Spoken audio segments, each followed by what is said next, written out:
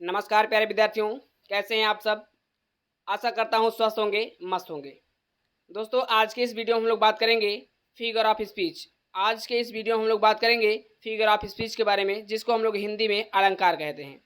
Figure of speech को हिंदी में अलंकार कहते हैं। तो आज के इस वीडियो में हम लोग फिगर ऑफ स्पीच को डिस्कस करने वाले हैं। लेकिन दोस्तों, ये यूपी बोर्ड कक्षा 12वीं के सिलेबस को देखते हुए यह वीडियो बनाया जा रहा है।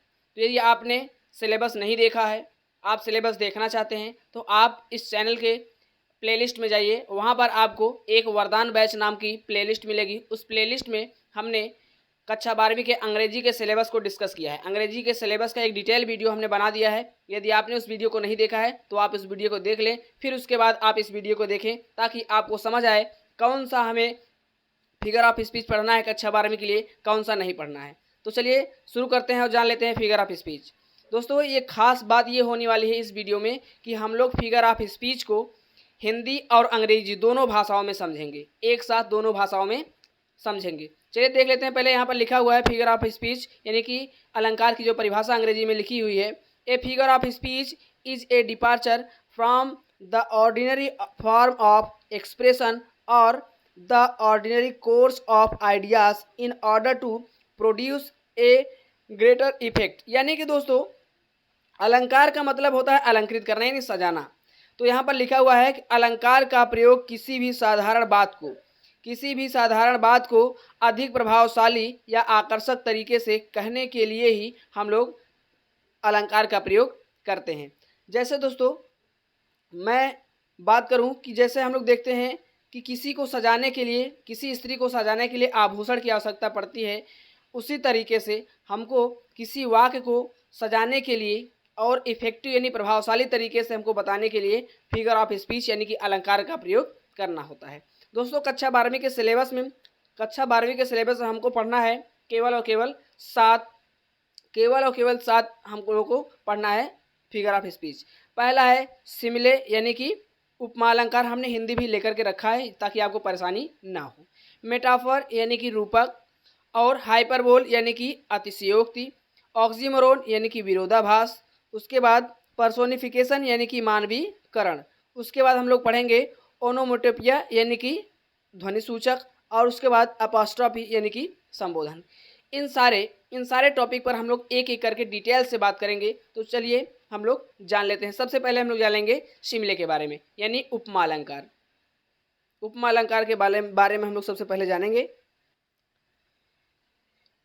हम लोग सबसे पहले देख रहे हैं यहाँ पर लिखा हुआ है सिमिले, यानी सिमिले की जो परिभाषा यानी कि उपमा अलंकार की जो परिभाषा है यहाँ पर लिखी हुई है इंग्लिश में, उसके बाद हमने हिंदी में भी लिख रखा है। दोस्तों, काफ़ी मेहनत करके यह PDF बनाया गया है, हमने अपने तरीके से लिखा है और बहुत ही मेहनत लगी इस PDF को बनाने में। इस वीडियो को बनाने में बहुत मेहनत लग रही है दोस्तों। तो आपसे गुजारिश है कि आप मेरा सपोर्ट करें, इस वीडियो को ज़्यादा से ज़्यादा शेयर करें अपने दोस्तों के साथ, और ज़्यादा से ज़्यादा लाइक करें, और चैनल को सब्सक्राइब करना ना भूलें। इसी तरीके की वीडियो रोज़ आपको 8 बजे मिल जाएगी। चलिए देखते हैं। In a simile there is a comparison between two objects of different kinds that are similar. यानी कि दो डिफरेंट ऑब्जेक्ट का यहाँ पर क्या होगा, कंपैरिजन होगा यानी तुलना होगा। Last let's in on point it is introduced by word as like as so as. यानी कि इन सभी इसमें वाक्य में हम लोग देखेंगे जो सिमिले का यानी कि जो उपमा अलंकार होगा, इसमें दो शब्दों के बीच में क्या किया जाएगा, दो शब्दों के बीच में यहाँ पर कंपैरिजन किया जाएगा। जैसे यहाँ पर देख रहे हैं, यहाँ पर लिखा हुआ है कि a simile generally use the word like as so etc. यानी इस तरीके के वाक्य में इस तरीके के शब्द यदि आपको दिख जाएं तो वहाँ पर क्या होगा, सिमिले यानी कि रूपक अलंकार, उपमा अलंकार होगा। सॉरी दोस्तों, उपमा अलंकार होगा। चलिए अब हम लोग इसको हिंदी परिभाषा जान लेते हैं। यहाँ पर लिखा हुआ है कि जब दो भिन्न भिन्न वस्तुओं की तुलना की जाए और उन दोनों में कम से कम एक विशेषता दोनों में पाई जाती है, यानी उन दोनों में कम से कम एक विशेषता दोनों में पाई जाए तो वहाँ पर क्या होगा, उपमा यानी कि सिमिले अलंकार होगा। चलिए देख लेते हैं। जैसे यहाँ पर लिखा हुआ है my love is like red rose, यानी कि मेरा जो प्यार है वो क्या है, किसके तरीके है, कह रहा है कि like like a red rose, यानी कि लाल गुलाब की तरह है। आइए उसके बाद हम लोग दूसरा उदाहरण देख लेते हैं। लिखा हुआ है life is like a dream, life is like a dream. आप लोग दोस्तों गौर कीजिए, गौर कीजिए यहाँ पर लाइक, सो, एज, सो, यहाँ पर देखिए लाइक, एज, सो, एज, इतने सारे शब्द जहाँ पर आपको दिखेंगे वहाँ पर आपको क्या लगाना है, वहाँ पर आपको सीधे लगा देना है सिमिले, यानी कि उपमा अलंकार। उसके बाद देखिए लाइक ए हर्मिट, हर्मिट का मतलब होता है दोस्तों साधु। उसके बाद देखिए सी इज लवली एज ए रोज, वह सुंदर है किसकी तरह, किसकी तरह सुंदर है, गुलाब की तरह सुंदर है। तो दोस्तों आपको एक तरीके से दो पढ़ने हैं। पहले हम लोग सिमिले जान लिए, ठीक इसी का थोड़ा सा यहाँ पर चेंज होगा और यहाँ पर क्या बन जाएगा, मेटाफर। जैसे हम लोग जान लेते हैं मेटाफर की परिभाषा। Comparison is made between two different objects without using any comparison word. इसमें क्या हो रहा था, यहाँ पर हम लोग कंपैरिजन वर्ड का इस्तेमाल कर रहे थे, कौन से, लाइक, एज, सो, ईटीसी, इस तरीके के हम लोग शब्द यूज कर रहे थे। लेकिन मेटाफर में हम लोग यानी रूपक अलंकार में हम लोग क्या करेंगे, इस तरीके के हम लोग वर्ड यूज नहीं करेंगे। चलिए आगे बढ़ते हुए हम लोग इसके उदाहरण देख लेते हैं। मेटाफर के उदाहरण में यहाँ पर दोस्तों आपको दिख रहा है, पहले एक बार फिर से देख लेते हैं हम लोग इसकी परिभाषा, एक बार फिर से जान लेते हैं कि इनमें रूपक, यानी इनमें, किसमें, रूपक में विभिन्न वस्तुओं की तुलना बिना लाइक, सो या एज शब्दों का प्रयोग किए होता है।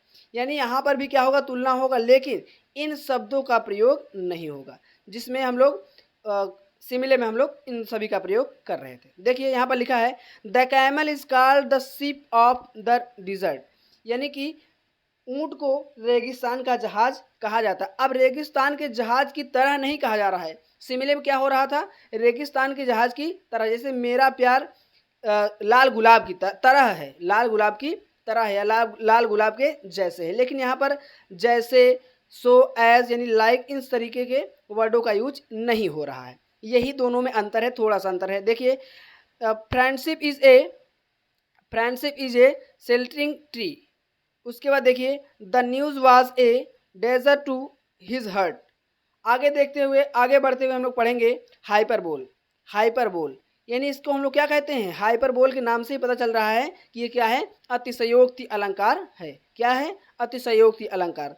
इन दिस फिगर ऑफ स्पीच, यानी कि इस अलंकार में a statement is made emphatic by over statement, यानी कि इस जो अतिशयोक्ति अलंकार है, हाइपरबोल जो अलंकार है, इसमें किसी शब्द को बढ़ा चढ़ा कर कहा जाता है। देखिए हिंदी में यहाँ पर लिखा हुआ है अतिशयोक्ति अलंकार में एक बात को, एक सेंटेंस को बहुत बढ़ा चढ़ा कर कहा जाता है जो वास्तव में नहीं होता है, जो वास्तव में नहीं होता। जैसे आप लोग यहाँ पर देख सकते हैं उदाहरण में, सी वेप्ट ओशियन ऑफ टीयर्स, उसने इतना रोया जैसे कि सागर, आंसुओं का सागर। उसके बाद देखिए reverse of blood followed in the battle, यानी कि खून, युद्ध में खून की नदियां बह रही थी, युद्ध में खून की नदियां बह रही थी। दोस्तों ऐसा तो नहीं हो सकता, अगर मैं कह दूं कि मैं लाल बहादुर शास्त्री के ज़माने का पढ़ा हूं, ये क्या होगा, मैं अपने बारे में क्या कर रहा हूं, बढ़ा चढ़ा के बता रहा हूं। बढ़ा चढ़ा करके किसी बात को बढ़ा चढ़ा करके कहना ही क्या कहलाता है, हाइपरबोल। हाइपरबोल यानी कि अतिशयोक्ति अलंकार। उसके बाद देखिए 10,000 saw I at a glance, यानी कि मैंने एक नज़र में 1,000 देखा, एक नज़र में 10,000 देखा। ऐसा तो हो नहीं सकता दोस्तों। चलिए आगे बढ़ते हुए हम लोग और अलंकार देख लेते हैं। देखते हैं तीसरा, देख लेते हैं हम लोग तीसरा वाला। तीसरा हम लोगों का अलंकार क्या होगा, यानी कि जो हमारा चौथा जो अलंकार होगा, जो चौथा अलंकार होगा वो होगा ऑक्सीमोरॉन। वो क्या होगा, ऑक्सीमोरॉन।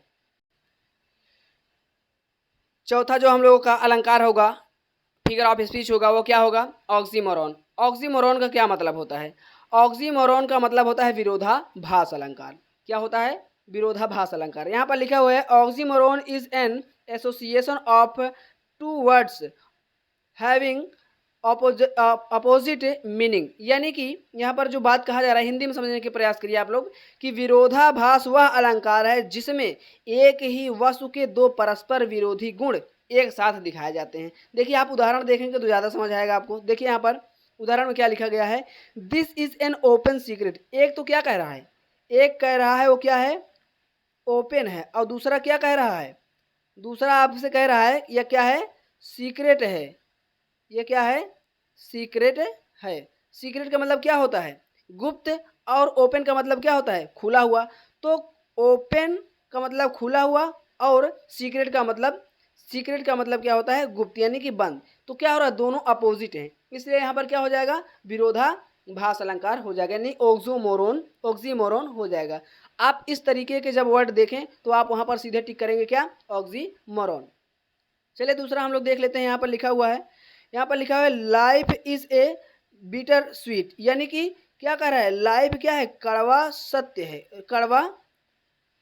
देखिए यहाँ पर क्या लिखा है, लाइफ इज बेटर स्वीट। उसके बाद देखिए he is new he his new friend is pretty अगली। प्रिटी का मतलब क्या होता है, सुंदर, और अगली का मतलब क्या होता है, भद्दा। ये दोनों परस्पर क्या है, विरोधी शब्द हैं। क्या है, दोनों परस्पर विरोधी शब्द हैं। इस तरीके के जब आपको मिल जाए शब्द तो क्या होगा, वो होगा ऑक्सीमोरोन, यानी कि विरोधाभास अलंकार। चलिए आप हम लोग पांचवा पढ़ेंगे, पर्सोनिफिकेशन। अब हम लोग पढ़ेंगे पर्सोनिफिकेशन, यानी कि इसको हम लोग हिंदी में बोलते हैं मानवीकरण अलंकार। चलिए पढ़ लेते हैं। Personification is a figure of speech in which object और abstract notions are thoughts of as person of having life। यानी कि दोस्तों हम लोग हम लोग ये पर्सोनिफिकेशन अलंकार यानी कि फिगर ऑफ स्पीच पढ़ेंगे, इसमें क्या होगा, जब किसी निर्जीव वस्तु या अमूर्त विचार का इस प्रकार से वर्णन किया जाए जैसे कि उसमें जीवन हो, तो ऐसे अलंकार को ही हम लोग क्या कहते हैं, मानवीकरण अलंकार कहते हैं। यानी कि अंग्रेजी में बात की जाए तो उसे हम लोग क्या कहते हैं, पर्सोनिफिकेशन फिगर ऑफ स्पीच कहते हैं। चलिए हम लोग इसके कुछ उदाहरण जान लेते हैं। जैसे यहाँ पर दिया है, the moon wild her face, यानी कि चंद्रमा ने अपने चेहरे को छुपाया, चंद्रमा ने अपने चेहरे को छुपाया। अब बताइए चंद्रमा क्या होगा, चंद्रमा एक क्या है, चंद्रमा को हम लोग ऐसे डिनोट कर रहे हैं, यहाँ पर ऐसे बता रहे हैं जैसे उसमें क्या हो, जान हो। अगला है यहाँ पर देखिए, अगला है experience is the best teacher, यानी कि एक्सपीरियंस क्या है, एक्सपीरियंस एक शब्द है लेकिन उसमें हम लोग ऐसा बोल रहे हैं, उसको हम लोग ऐसा बोल रहे हैं जैसे कि लग रहा है वो क्या है, एक जीवित वस्तु है, यानी कि जीवित, उसमें क्या है, जीवन है। और अगला देख लेते हैं, I am the daughter of earth and water, I am the daughter of earth and water, यानी कि मैं डॉटर ऑफ अर्थ, यानी कि मैं पुत्री हूँ किसकी, अर्थ एंड वाटर, यानी कि पृथ्वी और जल की, पृथ्वी और जल की। हम लोग इसको ऐसा दर्शा रहे हैं, ऐसा वर्णन कर रहे हैं जैसे कि इन दोनों में क्या हो, जान हो। चलिए आगे बढ़ते हुए अब हम लोग बात करेंगे छठवें अलंकार की बात करेंगे, यानी कि छठे फिगर ऑफ स्पीच की बात करेंगे। तो चलिए देख लेते हैं।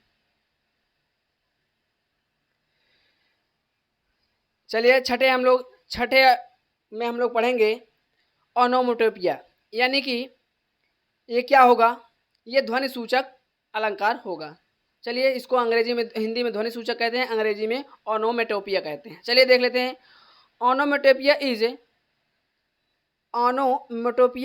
Is a figure of speech in which is sound suggest the sense of meaning, यानी कि ये क्या है, अगर हम लोग हिंदी में इसको समझने का प्रयास करें तो ये क्या है, एक काव्यात्मक शैली है जिसमें प्रयुक्त शब्दों की ध्वनि से भाव या अर्थ का संकेत मिलता है।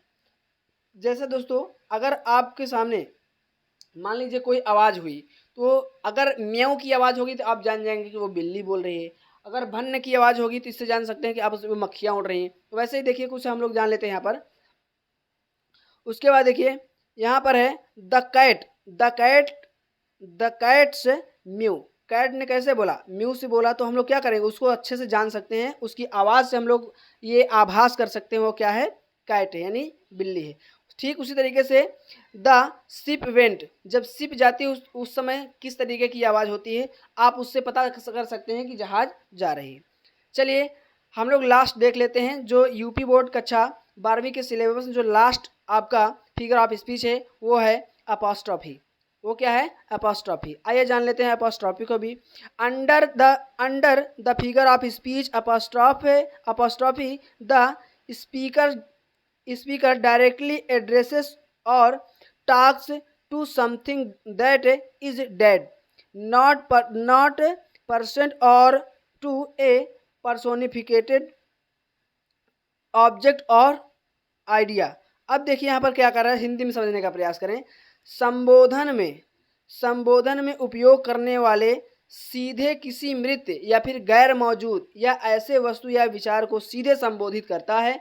देखिए इसमें बात क्या कह रहा है, समझने का प्रयास कीजिए। इसमें ये बात कह रहा है कि हम लोग क्या करते हैं, कभी कभी आपने देखा होगा कि जो हमारे परिवार में जो बूढ़े लोग हैं, जो वृद्ध लोग हैं, वो क्या करते हैं, हे भगवान मुझे उठा ले ना। वो क्या करते हैं, उस किसको याद करते हैं? भगवान को याद करते हैं। लेकिन जो क्या है, गैर मौजूद है, जो क्या है, गैर मौजूद है, उस समय वो मौजूद नहीं है। देखिए यहाँ पर कुछ हम लोग उदाहरण देख लेते हैं, एक दो। यहाँ पर लिखा हुआ है ओ फ्रेंड। आप लोग ये जान लीजिए दोस्तों कि संबोधन का जो चिन्ह होता है, संबोधन का जो चिन्ह होता है ऐसे होता है। संबोधन का चिन्ह जिस भी वाक्य के सामने इस तरीके का चिन्ह दिखे, समझ लीजिए वो क्या है, अपॉस्ट्रॉफी, यानी कि वो क्या है, संबोधन अलंकार है। देखिए यहाँ पर कह रहा है O friend why have you left me alone in this place, यानी कि तुम मुझे इस जगह छोड़कर क्यों गए। ओ दोस्त तुम मुझे इस जगह छोड़कर क्यों गए, जो कि इस समय वो मौजूद नहीं है। उनका जो दोस्त है इस समय मौजूद नहीं है। अब देखिए यहाँ पर लिखा रहा है O freedom I need you so that I may fly free in the open sky. O freedom, freedom का मतलब क्या होता है, आज़ादी। आई नीड यू, मुझे तुम्हारी आवश्यकता है। I am fly free in the open sky. आशा करता हूँ दोस्तों आपको यह फिगर ऑफ स्पीच समझ आएगा। यदि आपको फिगर ऑफ स्पीच समझ आया हो तो आप हमारे चैनल को सब्सक्राइब कर लें, वीडियो को लाइक कर दें और अपने दोस्तों के साथ इस वीडियो को ज़्यादा से ज़्यादा शेयर अवश्य करें। चलिए दोस्तों मिलते हैं नेक्स्ट वीडियो में, तब तक के लिए नमस्कार। पढ़ते रहिए, मस्त रहिए, स्वस्थ रहिए।